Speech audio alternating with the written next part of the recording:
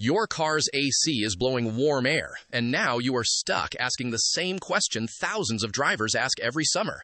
Is my car low on AC gas, or is it just a bad pressure switch? Low refrigerant and a bad pressure switch can both cause warm air and compressor problems, which is why people confuse them. So in this video, I'm going to show you 5 signs that help you tell the difference between low AC gas and a bad pressure switch. And make sure you stay with me, because one of these signs can save you from making the most common mistake people make with AC systems. Before we get into the signs, let's clear something up. When people say AC gas, they usually mean refrigerant, and if the refrigerant is low, the system cannot cool properly. Your car has safety controls that monitor pressure inside the AC system. One of those controls is the AC pressure switch, or pressure sensor. Its job is to protect the compressor. The pressure switch protects the compressor by shutting it down when pressure is too low or too high. But if the switch gives the wrong signal, the AC may stop working even when the refrigerant level is fine. Because if the refrigerant is low, you may have a leak. But if the pressure switch is bad, adding more refrigerant will not fix the problem. In fact, it can make things worse. Now let's start with sign number 1. The first sign your AC may be low on gas is this. The air starts cool, then slowly becomes warm. This is one of the classic low refrigerant symptoms. You turn the AC on, and at first, it feels like something is happening. Maybe it blows slightly cool. Maybe it works better in the morning when the weather is not too hot. But after a few minutes, especially when the sun is strong, the air coming from the vents becomes warm again. That usually happens because there is not enough refrigerant moving through the system to absorb heat properly. The system is trying to cool, but it does not have enough refrigerant to do the job consistently. So if your AC is weak, slightly cool, and gradually gets warmer, low refrigerant becomes more suspicious. But if your AC is completely dead one moment, then suddenly works again later, stay with me, because sign number 3 is where the pressure switch starts looking very guilty. The second sign is rapid compressor cycling. This is one of the most important clues. When your AC is working correctly, the compressor should engage and run in a controlled way. Depending on the vehicle, it may cycle on and off, but it should not be clicking on and off every few seconds, like it is confused. If the system is low on refrigerant, the low side pressure may drop too quickly. When that happens, the pressure switch can shut the compressor off to protect it. Then the pressure rises again, the compressor comes back on, and then it shuts off again. This is called short cycling, and it often points to low refrigerant. A bad pressure switch can also cause cycling problems, but the pattern is usually different. With low refrigerant, the compressor may try to run, but the pressure drops and the system cuts it off. With a bad pressure switch, the switch may send a wrong signal from the beginning, so the compressor may refuse to engage at all, or it may cut out randomly even when the pressure is okay. That means the cycling pattern matters. If the compressor engages for a few seconds, cuts off, engages again, cuts off again, and your air is only mildly cool or warm, low refrigerant is very possible. But if the compressor does not engage at all, and the system pressure is actually within range, then the pressure switch, relay, fuse, wiring, or control signal becomes more suspicious. The third sign is when the AC compressor does not engage at all. This is where many people get trapped. You press the AC button, the light comes on inside the car, the blower fan works, air comes out of the vents, but the air is warm because the compressor clutch never clicks on. At this point, many drivers blame the compressor, but the compressor may be fine. The system may simply not be allowing it to turn on. If the refrigerant is very low, the low pressure switch, or pressure sensor, can stop the compressor from running. This protects the compressor because refrigerant also helps carry oil through the system. If the system is too low, running the compressor can damage it. So yes, low refrigerant can stop the compressor from engaging, but here is where the pressure switch comes in. If the pressure switch is bad, it can lie to the computer. The system may have enough refrigerant, but the pressure switch sends the wrong signal. So the computer thinks the pressure is too low or too high, and it refuses to turn the compressor on. That is why a bad pressure switch can make a good compressor look dead. So if your compressor does not engage at all, do not jump straight to bad compressor. You need to check whether the system is low, whether the fuse and relay are good, whether power is reaching the clutch, and whether the pressure switch is sending the right signal. Some people jump the pressure switch to force the compressor on, but never leave it bypassed. That switch protects the compressor, and forcing it to run with unsafe pressure can cause damage. The fourth sign is what the pressure gauge shows. This is where you stop guessing. To separate low refrigerant from a bad pressure switch, you need to check pressure. If the AC is low on refrigerant, the low side pressure will usually be lower than normal while the system is running. Depending on the vehicle and outside temperature, the exact numbers can vary, but a low reading often points toward low refrigerant or a restriction. But if the pressure is normal and the compressor still refuses to engage, the problem may not be low gas. That is when you start looking harder at the pressure switch, pressure sensor, wiring, relay, fuse, AC clutch, control module, or even the AC command from inside the car.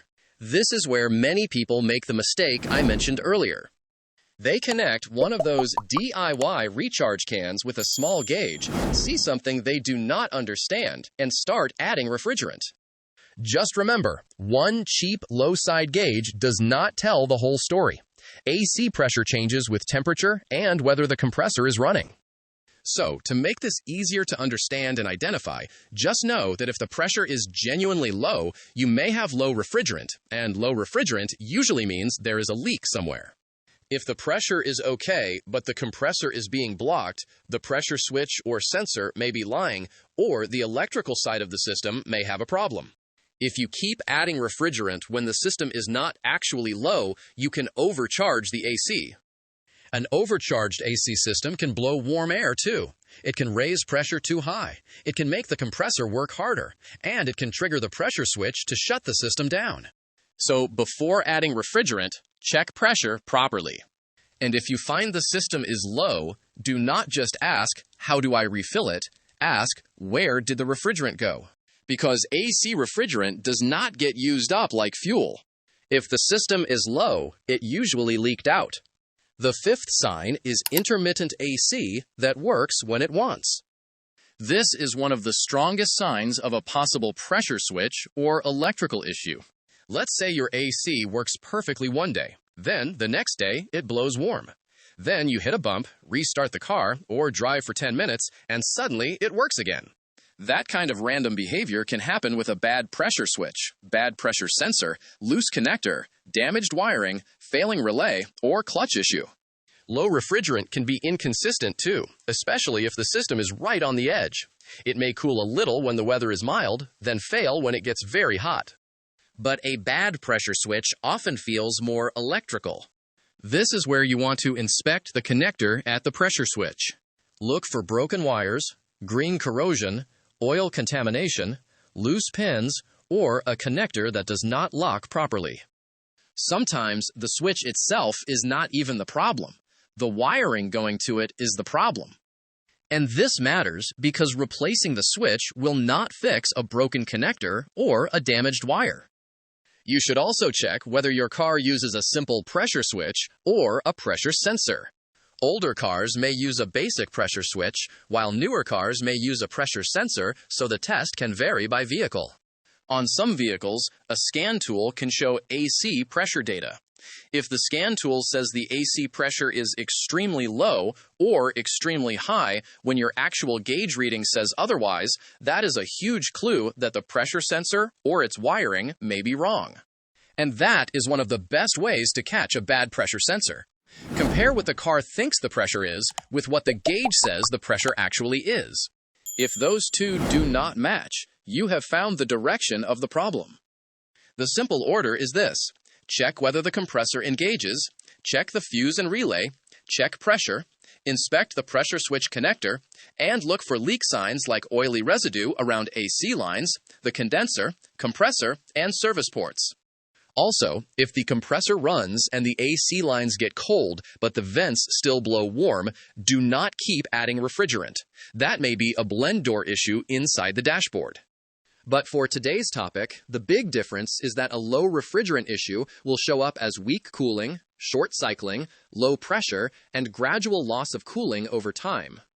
A bad pressure switch usually shows up as the compressor not being allowed to run, random cutoffs, wrong pressure readings, or normal pressure with no compressor command. Low refrigerant is not something to ignore because refrigerant helps carry oil through the AC system. If the system is too low, the compressor can be damaged. But do not blindly keep adding refrigerant either. The proper fix is to find the leak and recharge the system with the correct amount. More gas does not always mean colder AC. If the pressure switch is bad, check your vehicle's setup before replacing it. Some cars use a low-pressure switch, some use a high-pressure switch, and newer vehicles may use a pressure sensor instead. This is why you do not want to guess. So basically, if your car's AC is low on gas, you will often see weak cooling, gradual loss of cold air, rapid compressor cycling, low pressure readings, and sometimes oily leak signs around AC components. If your car has a bad pressure switch or pressure sensor, you may see no compressor engagement, random AC cutoffs, wrong pressure readings, normal refrigerant pressure but no compressor command, or intermittent cooling that feels electrical. But remember, the pressure switch may only be doing its job. If the refrigerant is low, the switch is supposed to stop the compressor. So do not blame the pressure switch until you know the actual pressure. That is the whole key. You need to check the pressure before condemning the switch. And do not add refrigerant before knowing whether the system is actually low. Because low refrigerant can damage the compressor, but overcharging the system can also create problems. The best order is to check the compressor engagement, check the fuse and relay, check the pressure, inspect the pressure switch connector, and look for leaks before replacing parts. Now, I want to know from you, when your AC started blowing warm air, what did it do first? Did it slowly get weaker over time? Did the compressor start clicking on and off? Or did it suddenly stop working completely? Drop your car model, year, and what the AC is doing in the comments because your symptoms can help others with the same problem. And if you want the next step after this video, watch our other video here on how to reset and test your car's AC before replacing the compressor. Also, if this video helped, like the video, share it with someone whose AC is blowing warm, and subscribe to the channel for more simple car diagnostic tips that can save you money before you replace the wrong part.